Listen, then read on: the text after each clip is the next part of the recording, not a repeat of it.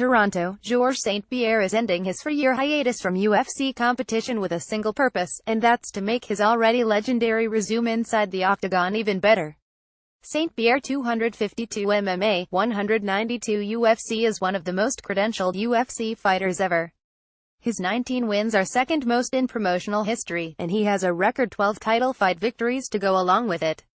The former longtime welterweight champ will attempt to join a small group of fighters to claim titles in two weight classes when he challenges Michael Bisping 307 MMA, 207 UFC for UFC middleweight gold in next month's UFC 217 headliner.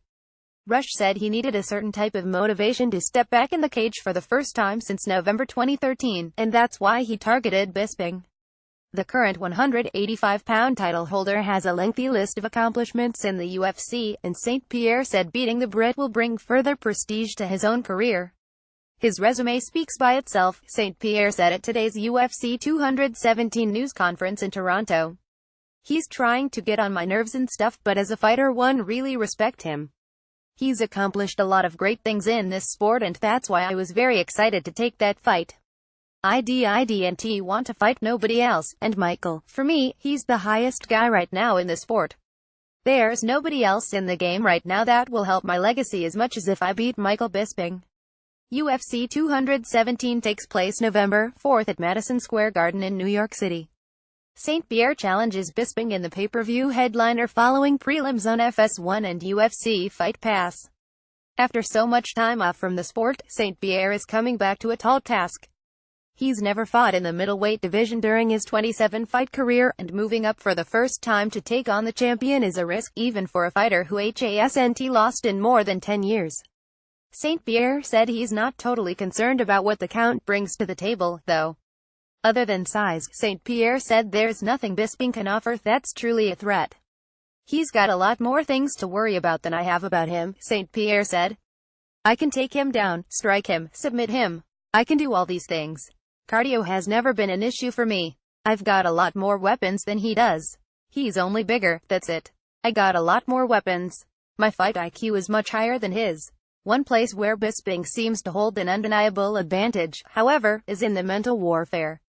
Bisping has got St-Pierre riled up at multiple press conferences in the lead-up to UFC 217, and although the French-Canadian has displayed some agitation by shoving Bisping during two different stare-downs, St-Pierre insists his mental game is strong.